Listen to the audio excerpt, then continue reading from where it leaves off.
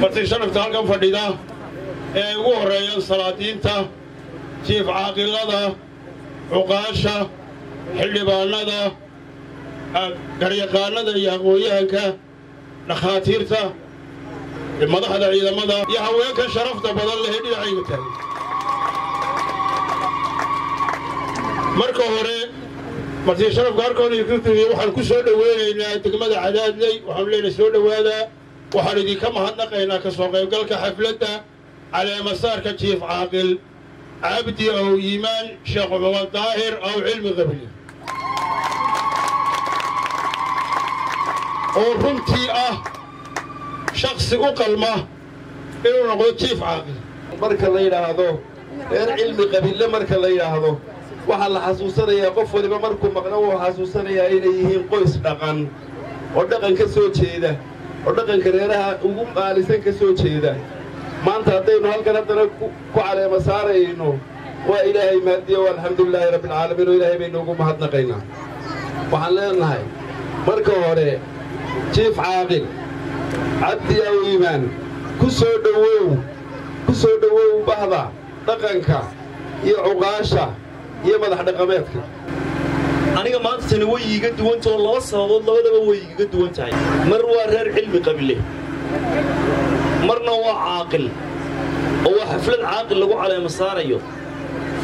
marna waa reer caaqil reer cilmi qabile iyo reer xaaji aadan cilmi qabile labadaba taariikhdooda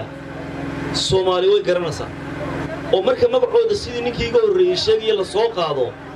lagu xasuusto inay dad dhaqan iyo dad aqooneed labadaba yihiin lagu xasuusto sida uu Rashiid sheegay biyaha maanaan arag jiif caaqil si weyn loogu xafladeynayo marka waxaan jecelahay dadkana dhageysanaya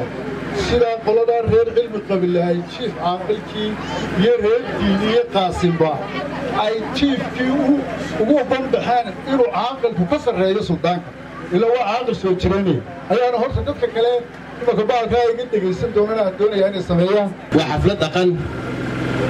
waa xafladaynu runtii ku caleema saarayno jiif caaqil cabdiraxmaan oo iimaan oo ku soo biiraya bahda dhaqanka farxad weyn bay ii tahay inaan daw ahay cabdiraxmaan iimaan maxamed daahir oo cilmi in la saaray jiif caaqilnimada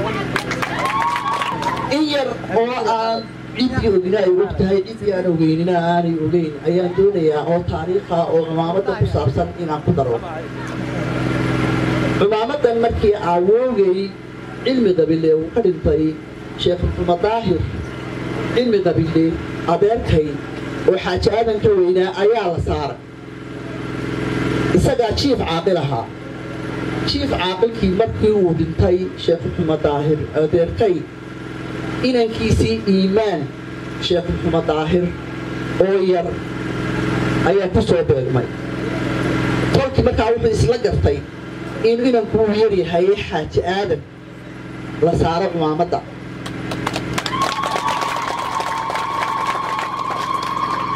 inankii markii uu weynaaday ee la yidhi cumaamaddaadii cumaamaddaadii ha lagu saaro wuxuu yidhi xaasha cumaamadda adeerkay la saaray kala degi maayo